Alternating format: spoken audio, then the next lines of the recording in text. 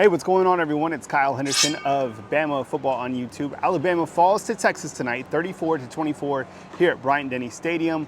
A couple of takeaways following Alabama's first loss of the season. Now, we did speak with Jalen Milroe following the game, as well as Nick Saban. Each talked about improvement and quite frankly said the season isn't over. It said that they have a lot to improve on. You can watch those interviews right here on Bama Football on YouTube. For me, it stems with a couple key factors, and I tweeted this out. Number one, I think Texas was the better football team. I think Texas earned this victory. Alabama did have their chances, and Nick Saban talked about that during their press conference. There was a couple really big penalties that took away some points for Alabama tonight. But I think when you look collectively, it comes down to a couple of things. Number one, Quinn Ewers was good. He was better than Jalen Milroe tonight. In fact, on the evening, he was 24-38 with 3 touchdown passes, and he threw for 349 yards. He outplayed Jalen Milroe, Alabama's quarterback, who was 14-27, 255 yards, 2 touchdowns, was sacked 5 times, and threw 2 costly interceptions. Now, I think that Texas's defensive line beat Alabama's offensive line straight up.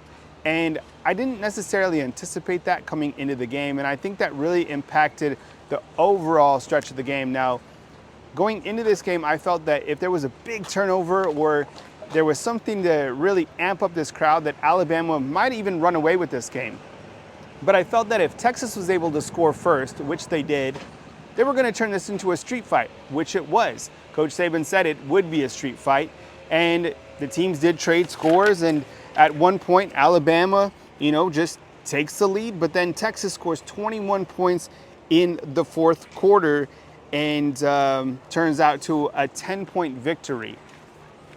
The pressure on Jalen Milroe was monumental.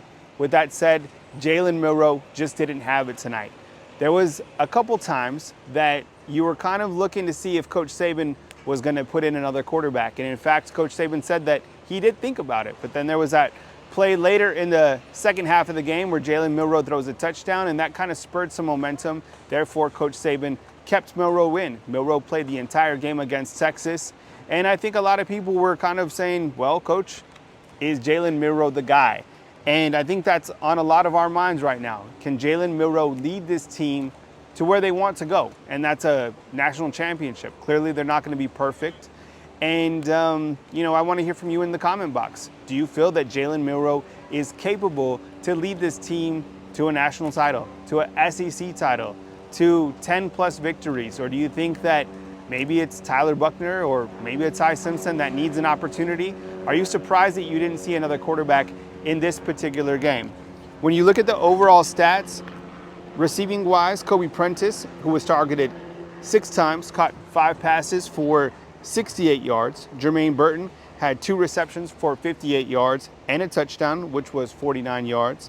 And then rushing the football, Jace McCullough had 12 rushes for 47 yards, and Jalen Milroe had 15 rushing attempts for 78 yards.